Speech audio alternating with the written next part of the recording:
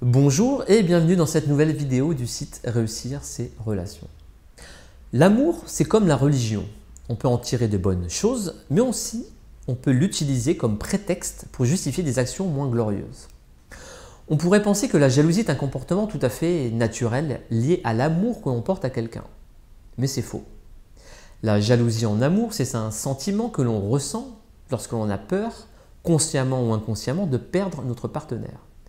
Il suffit que notre copain ou copine parle avec un beau mec pour que cela ne nous plaise pas. On fera alors des reproches de manière vicieuse ou de manière plus directe. Mais la jalousie n'est pas un problème tant qu'on ne la ressent pas comme telle. J'ai d'ailleurs une amie qui m'indiquait être jalouse, son mec aussi, et que c'était normal. C'était en quelque sorte une preuve d'amour qui prouvait qu'ils tenaient l'un à l'autre. Je n'ai pas à juger de ce qui est mieux pour eux. S'ils sont heureux tous les deux dans cette situation, je n'y vois pas de problème.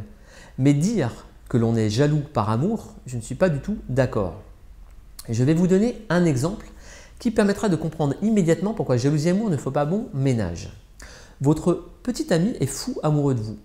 Il vous aime tellement qu'il ne supporte pas qu'on vous regarde, ni de vous laisser seul dans une soirée. Il trouve d'ailleurs que vous voyez un peu trop souvent vos potes. Vous avez affaire à un jaloux possessif, le cas le plus poussé dans le domaine de la jalousie. Au début, vous étiez contente, quelqu'un s'intéressait à vous et vous aimait. C'est sympa de se sentir aimé de manière forte. Et puis, vous n'avez rien à vous reprocher, parce que vous êtes quelqu'un de sérieux. Mais cet amour vous étouffe maintenant, après quelques mois ou années en couple avec lui. Vous n'avez rien à vous reprocher. Vous vous comportez bien, mais il vous espionne tout le temps. Il lit vos messages sur votre portable et vous reproche quand vous sortez. Il vous pose une tonne de questions.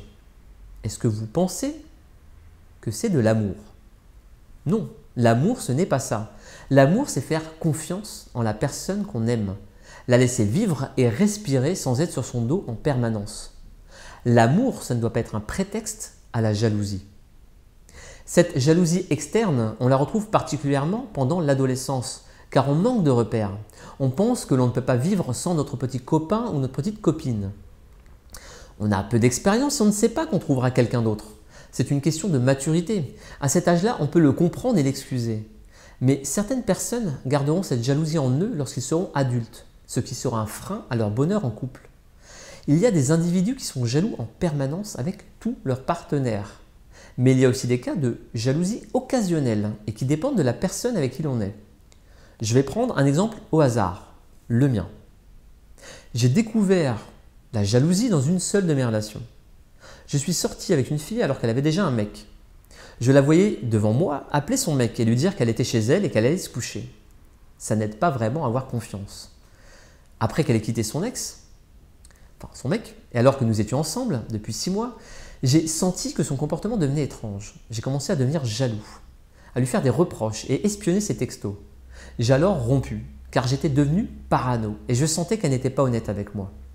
J'ai appris par la suite qu'elle m'avait trompé, qu'elle sortait avec cette personne. Cette relation m'a transformé de manière négative. Je suis devenu suspicieux dans ma relation suivante et à l'affût du moindre comportement étrange.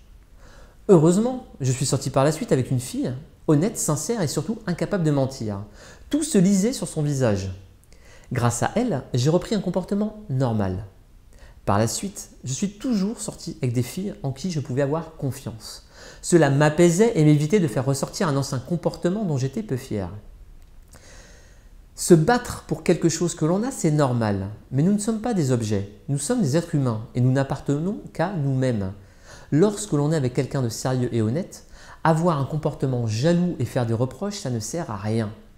On ne peut pas avoir confiance à 100% en quelqu'un et rien n'empêche notre partenaire de tomber amoureux de quelqu'un d'autre dans le futur.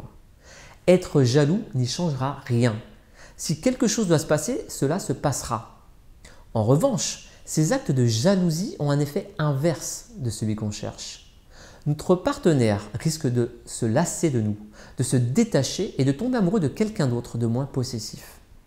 La jalousie tue l'amour à petit feu, quelle que soit la force de cet amour à court ou long terme. Vous voulez que votre partenaire reste avec vous? Ne montrez aucune jalousie. Soyez agréable au quotidien, prévenant et continuez à le charmer comme si vous veniez de le rencontrer. Mettez de l'humour dans vos relations, du second degré, de la légèreté. En bref, passez de bons moments ensemble plutôt que de mauvais. Des histoires échouent à cause de cette jalousie. Et on ne peut pas être heureux sur le long terme dans une relation empreinte de jalousie. Alors, si vous êtes jaloux, ne le montrez pas. Bien sûr, si votre partenaire montre un comportement réellement déplacé, il faut lui en parler. Mais il faut estimer si cela relève d'un mauvais comportement de sa part ou de votre jalousie déplacée. Si vous êtes avec quelqu'un de jaloux, je vous conseille de vous poser des questions sur votre relation. L'amour, c'est la confiance, le respect et faire en sorte que l'autre soit heureux. La jalousie, ce n'est pas de l'amour, c'est l'opposé de l'amour. Voilà, c'est la fin de cette vidéo. J'espère qu'elle vous aura intéressé. Si c'est le cas, n'hésitez pas à la partager avec vos amis ou vous abonner à ma chaîne YouTube. Et sinon, vous pouvez aussi aller voir mon site web si vous souhaitez lire des articles qui vous aideront à réfléchir, notamment sur vos relations. Je vous remercie et vous dis à bientôt.